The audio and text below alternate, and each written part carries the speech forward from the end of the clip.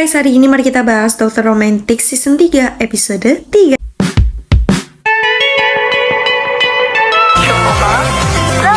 Di episode 3 ini, Dr. Chang benar-benar tertekan setelah menangani pasien. Sampai-sampai dia berhalusinasi mendapatkan serbuan dari pasien. Tapi tak lama kemudian datang pasien seorang atlet seluncur. Seorang atlet ini mengeluh kesakitan, namun setelah Dr. Wu Jin memeriksanya, tak ada yang salah dan dia hanya berpura-pura sakit. Sang pelatih pun kemudian meminta maaf kepada dokter dan membawanya pergi. Tapi di sisi lain, Dr. Chang merasa kalau pasien ini benar-benar sakit. Sehingga dia meminta Dr. Wu Jin untuk memberikan infus dan membiarkannya istirahat sebentar. Tapi sayangnya Dr. Wu Jin enggan untuk melakukannya. Nah, setelah kejadian kemarin Dr. Chang melalaikan tugasnya, sekarang Dr. Wu Jin memberikan tugas terus-menerus kepada Dr. Chang. Dr. Wu Jin bahkan tidak membiarkan Dr. Chang untuk beristirahat sedikit pun. Bahkan Dr. Wu Jin juga akan memberikan lembur selama 2 jam jika Dr. Chang ketahuan bermain game lagi. Di samping itu, tujuan Dr. Wu Jin melakukan ini untuk mendidik Dr. Chang. Tapi di sini Dr. Chang kelelahan karena bekerja seharian penuh. Dia pun sudah menginginkan pulang ke rumah untuk beristirahat.